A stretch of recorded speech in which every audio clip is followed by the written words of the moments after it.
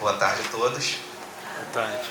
Para quem não me conhece, né, eu sou uma figura lá do Guandu, não estou sempre aí no prédio 7, de vez em quando eu apareço, né, o meu ponto de trabalho é lá, mas eu estou representando a gerência da GGL, que é a gerência Guandu Lameirão, né, são duas unidades extremamente importantes, né, para toda a sociedade aí do estado do Rio de Janeiro, né, principalmente aqui da região metropolitana.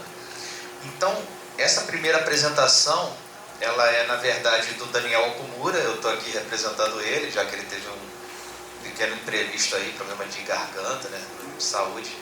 Ele pediu para apresentar aqui. Essa aqui, no caso, é a minha. Poderia inverter? O Daniel vai falar, ele pediu para falar sobre as boias ultrassônicas da empresa LG Sonic. Você já deve ter visto essas boias aí aparecendo no site da SEDAI, né, em outros pontos também.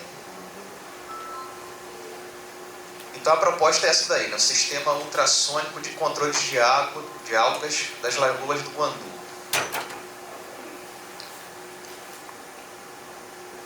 Só para contextualizar, né, de maneira bem rápida, a região próxima à captação do Guandu, aqui tem uma luzinha? Lá aparece. A captação do Guandu, o que acontece? Ela está bem aqui embaixo. Deixa eu descer aqui para poder ajudar, né? A captação do Guandu está por aqui, tá? Então nós temos ali duas barragens que, devido ao nível dessa barragem, forma um alagamento, já que a água entra no Guandu através de gravidade. Não tem bombas ali bem na captação do rio. O ponto que captura a água do rio é por gravidade. Então isso tem um barramento, e nesse barramento faz com que aconteça a formação daquelas duas lagoas ali, que recebem água tanto do rio Queimados, que está na parte de cima ali, perto do LGA 13. Então tem o rio Queimados.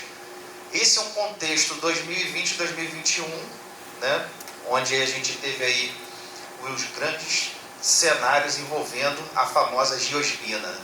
Então quem é da SEDAI viveu isso daí no seu dia a dia, e nós lá no Guandu também.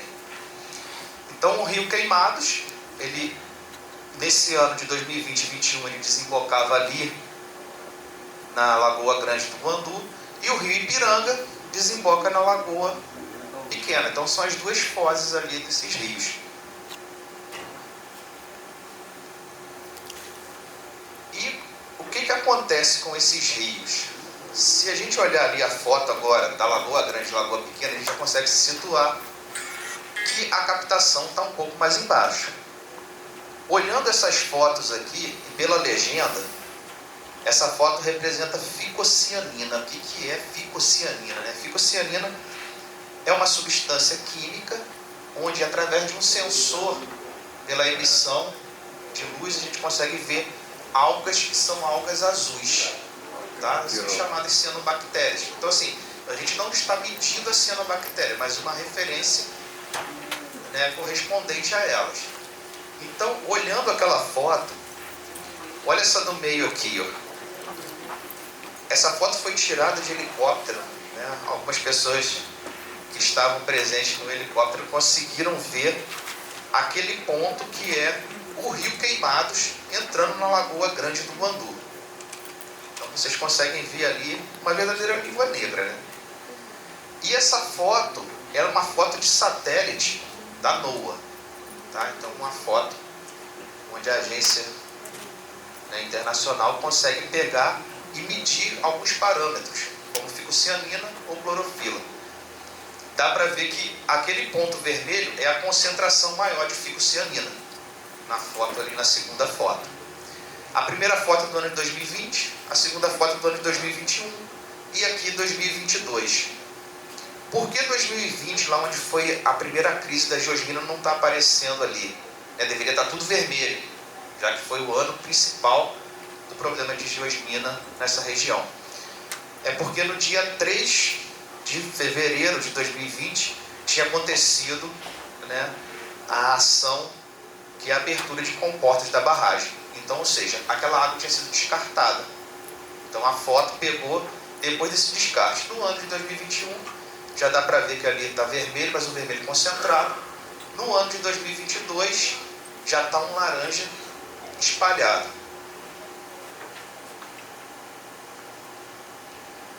O equipamento, né, famoso aí, que são as boias da empresa LG Sonic, é um equipamento patenteado.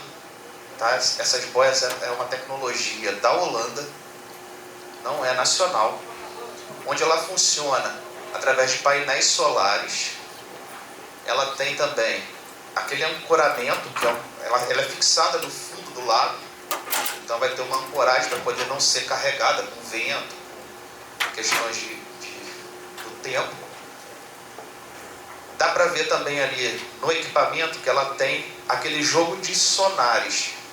Tem quatro sonares ali apontados em cada uma das posições, né? Norte, sul, leste, oeste, que consegue emitir um raio de emissão ultrassônica que ela atinge até 250 metros de distância. Então ali tem uma faixa do espectro, né, de onda, do espectro eletromagnético ali, que vai pegando uma parte do ultrassom. Então o ouvido humano está ali, né, o som que a gente consegue ouvir, ele é até 20 mil Hz, então ele pega um valor ali acima de 20 mil Hz, chegando quase no ultrassom.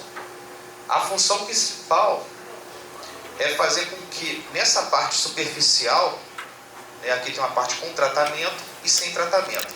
A emissão do ultrassom na parte mais superficial, ela incomoda essas bactérias, essas algas.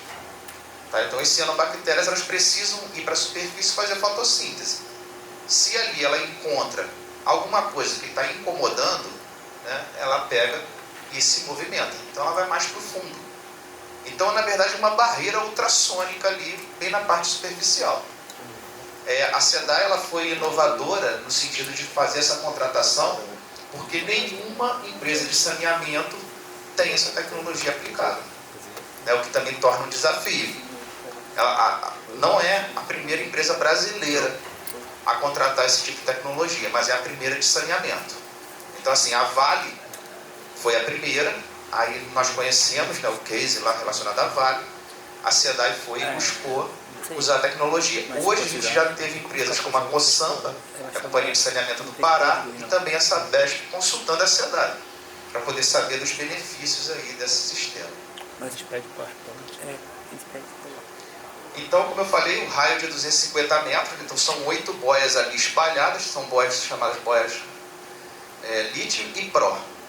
As boias que são lítio são as boias comuns, que só emitem ultrassom.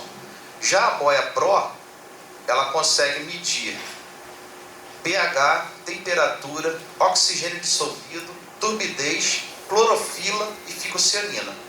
Então esses dados, eles são emitidos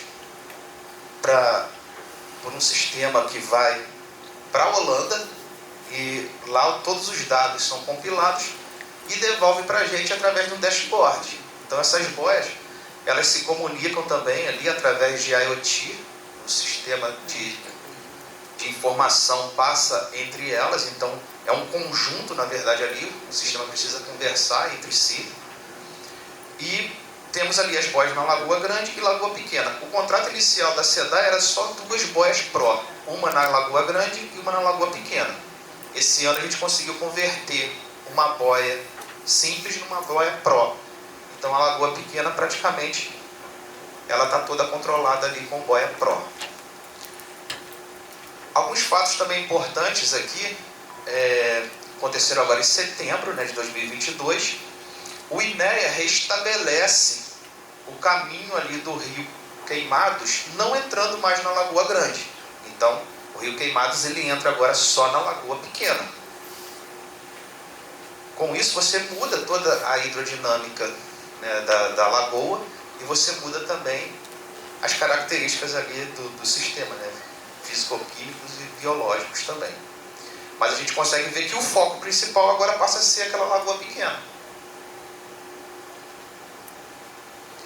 Aí vem os indicadores, né, que é o que todo mundo quer ver, né? É a pergunta que eu mais ouço. Eles funciona? né? Funcionou? A boia está resolvendo tudo? Eu costumo dizer para as pessoas que é o seguinte: não é só a boia que funciona. A boia funciona também. Nós temos um conjunto de ações, que hoje é um plano de contingência das lagoas do Guandu, onde a boia faz parte desse plano. Lá tem o sistema de bombeamento, temos também a UTR do Rio Queimados, todo esse conjunto de ações que fazem com que o sistema esteja controlado. Eu peguei um gráfico ali, né? Esse gráfico eu fiz o quê? Peguei a primeira medição da boia, que foi lá em março, quando nós instalamos. Então, pegando ali clorofila, né, que é a alga verde, na Lagoa Pequena, a gente consegue ver que ela está lá acima de 90. Aquele é o ponto inicial. Os pontos que estão ali, março, abril, maio, até setembro, eu peguei a média mensal, porque essa boia ela faz leitura a cada 30 minutos. Então, de 30 em 30 minutos ela está fazendo uma leitura. Seria uma compilação de dados muito grande. Eu juntei numa média mensal e a gente consegue ver que logo ali, de março para abril, a gente sai de uma condição muito ruim. Essa condição ali muito ruim, ela é estabelecida pela literatura, tá? Onde você tem valores de clorofila, que você faz uma correlação pelo site da Agência Nacional de Águas, que você consegue ver o índice de eutrofização da água. O índice de eutrofização é o quanto essa água pode estar ruim, tá? Então pode ter muita carga de nitrogênio, de fósforo. E com isso, a gente consegue cair de muito ruim para uma qualidade boa, no intervalo curto. Isso pegando a Lagoa Pequena. Depois você tem um aumento e ela diminui. O que acontece? Essa boia, ela tem uma frequência de onda que é modulada. Então não é uma frequência de onda fixa. Aí, essa parte é a parte que é toda controlada lá pela Holanda, então a patente está justamente aí. A gente não consegue ter o acesso a qual modulação que eles vão fazer. Daí vem a patente, tá? E no site, essa foto aqui é do site, consegue mostrar ali, né, sem tratamento no verde, né, e com tratamento no azul. E o perfil que a gente conseguiu observar é muito parecido, o perfil da curva com o perfil que está lá no próprio site, olhando aqui essa linha azul de baixo. Essa foto já é de 2022, porque assim, a empresa ela não está apresentando só os resultados dela. O que ela fez?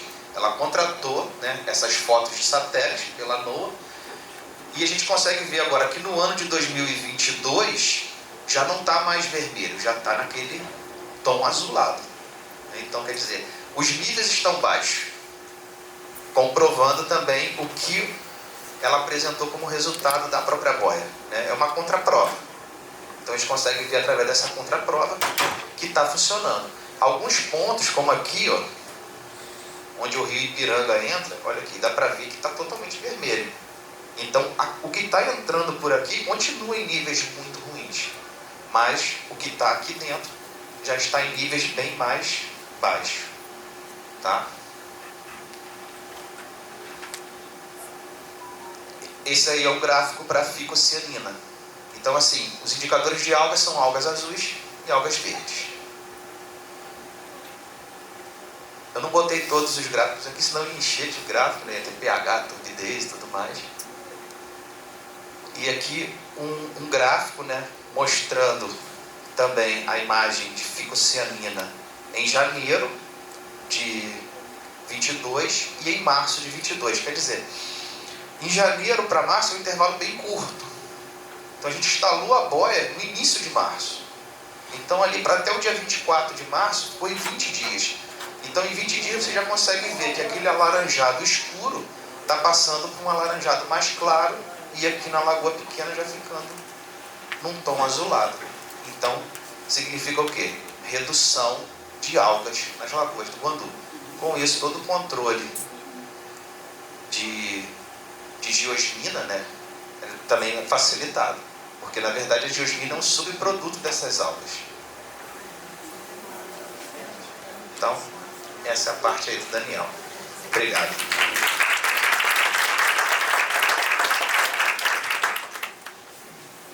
Vamos lá. Alguém tem alguma pergunta aí sobre esse tema, sobre a questão das boias ultrassônicas?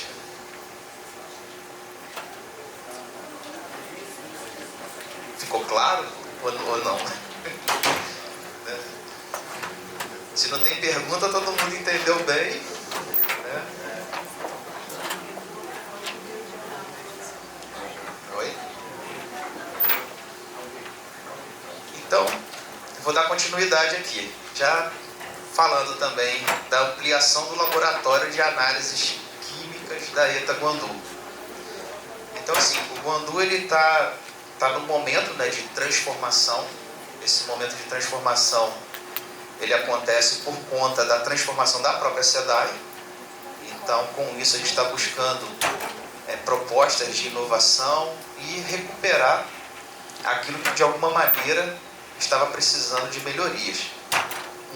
Uma das melhorias é o próprio laboratório. Então, esse novo laboratório, ele está sendo construído, né? E uma das propostas que partiu da própria equipe técnica do Guandu foi batizar o laboratório. Então, a gente utilizou aí o manancial, né? Então está lá no Instagram, quem quiser puxar ali para conseguir ver, que foi a escolha do nome. Então a Aline ajudou a equipe, né? Foi feito um brainstorm para a equipe do laboratório chegar aí no nome. Então eles usaram aí como técnica, né, o brainstorm e uma colheita coletiva de informações, e o nome ficou Libra. Libra, o que significa Libra?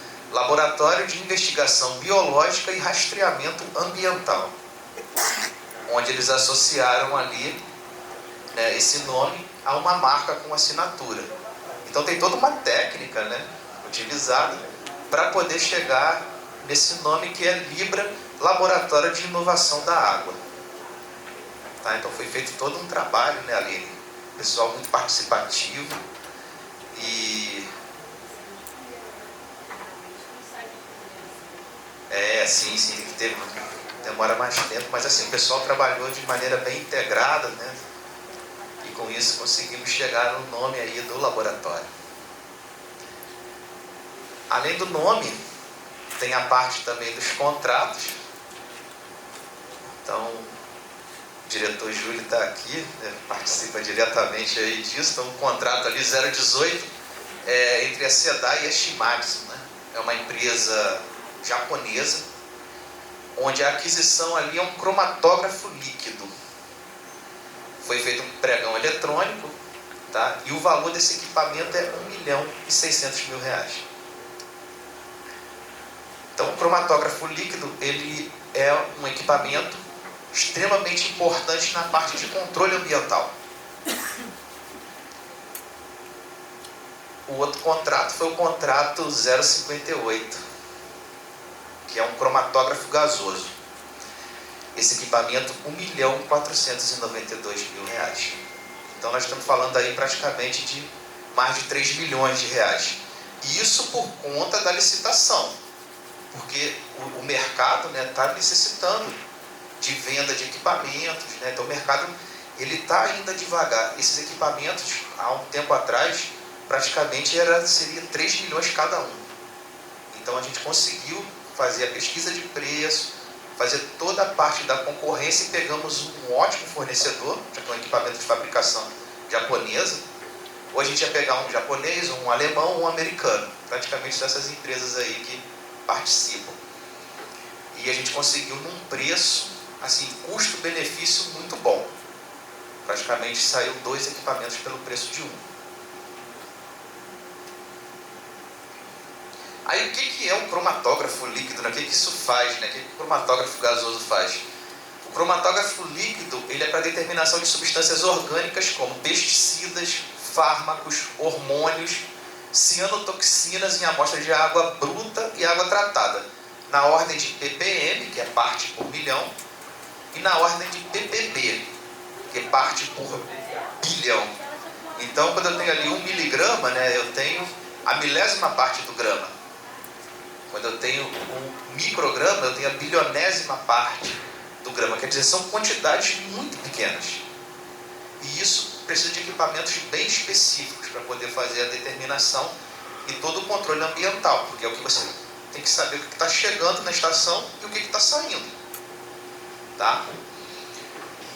No auge lá da crise da geosmina, em 2020, esses equipamentos aqui, a SEDAI já tem um cromatógrafo gasoso.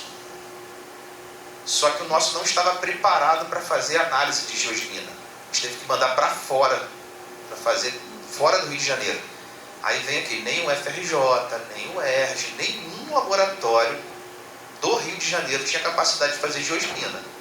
Nós enviamos para São Paulo, pagando uma taxa adicional para poder ter a resposta mais rápida. Eles entregavam o resultado com 7 dias de atraso. Ou seja, a água que estava passando, eu só sabia do resultado dela 7 dias depois. Isso pagando adicional extra.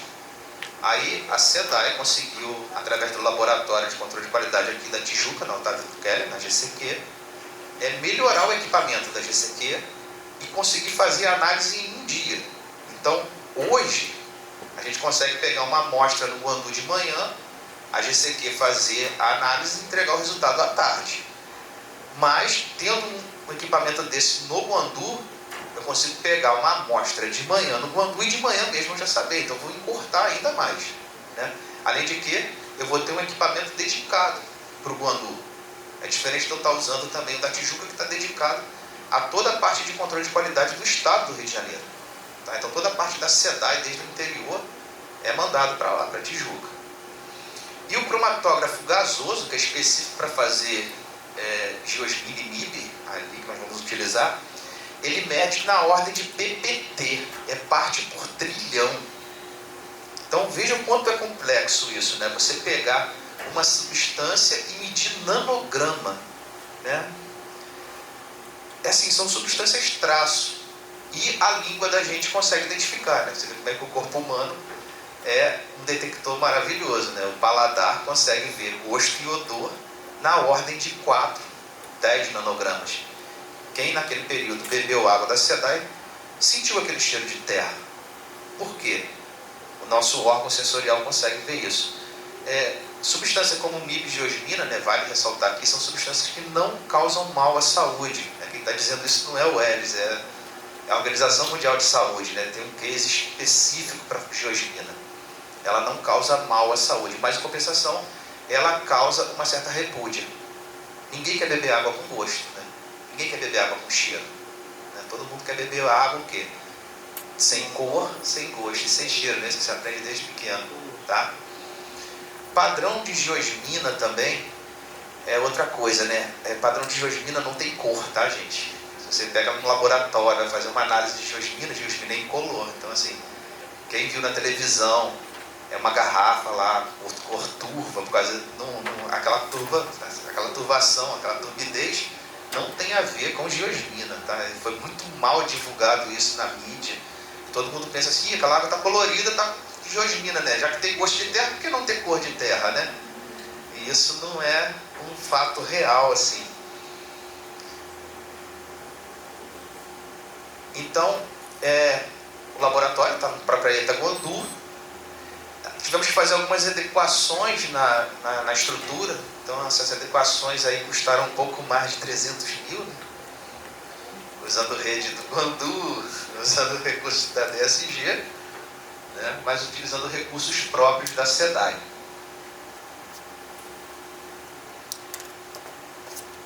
As próximas etapas desse projeto, né, é a instalação dos equipamentos pela contratada, que estão chegando. O primeiro cromatógrafo líquido já chegou.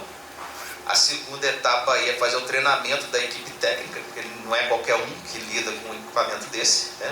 Dirigir uma Ferrari dessa. Né? A gente fez a questão de arrumar o prédio inteiro, porque eu sempre falei disso. Eu estou comprando a Ferrari, eu tenho que ter a garagem da Ferrari. Né? Não adianta só comprar e deixar no tempo. E a previsão, a inauguração agora em novembro de 22. Então, estando tudo instalado lá, a partir de novembro a gente já consegue fazer um controle de qualidade, desonerando a parte da Tijuca, né? Deixando eles fazerem os serviços que são deles, que são muitos. tá?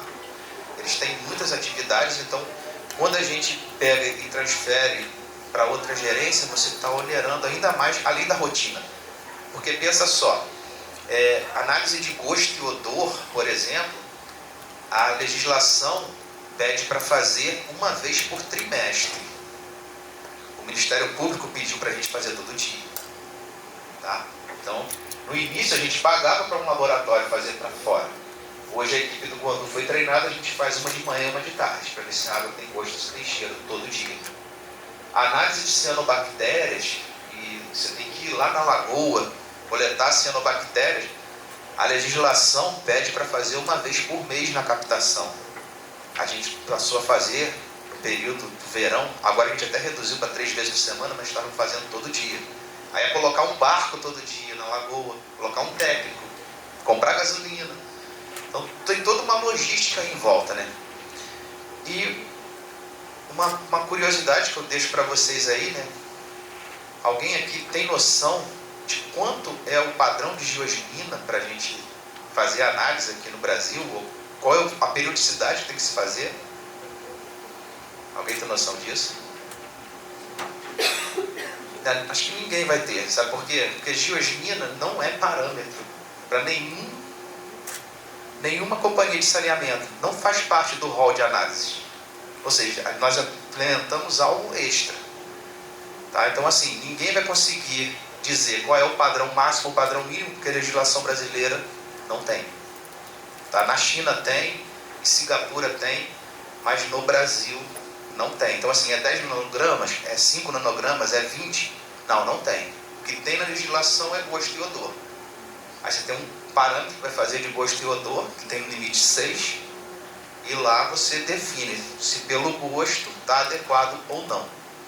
Tá? E a periodicidade, como não existe nem valor, né, para valor máximo, VMP, ou valor recomendado, você não tem periodicidade.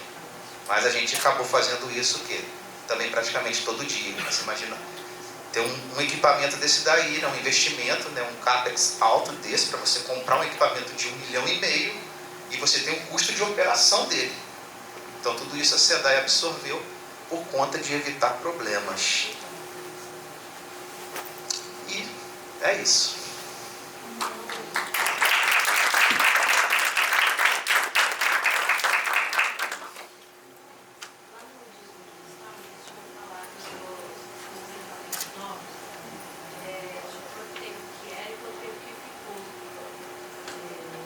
Lá no dia do brainstorm que a gente fez com a equipe, com o time que vai tocar o laboratório, eles falaram do tempo que era e que vai ficar com os equipamentos. Aí eu não estou lembrando agora, não. Você citou 7, mas eles falavam em 9 horas, que eu acho que era sem a questão do que você tinha comentado, né? Então eles falam que são 9 horas. De 9 horas para quantos minutos? Eu não lembro. Isso, o que acontece? Lá atrás, a gente era 7 dias, né? Quando mandava para fora do Rio de Janeiro. Hoje a gente consegue pegar de manhã e a Tijuca dá um resultado de tarde. Porque varia entre 9 e 12 horas hoje um resultado para sair. E com esse equipamento lá no Guandu, a gente vai conseguir reduzir isso para 30 minutos. Ah, então foi isso que eles falaram. De 9 dias para 30 minutos.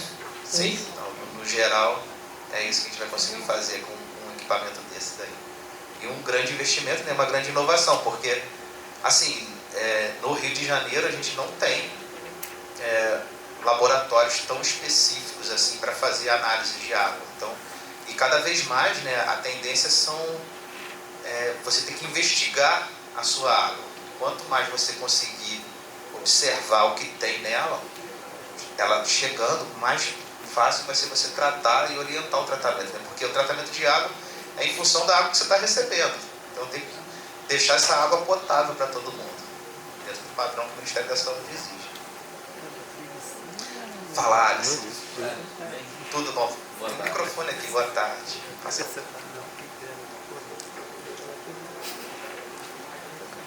Boa tarde, tudo bem, Márcio?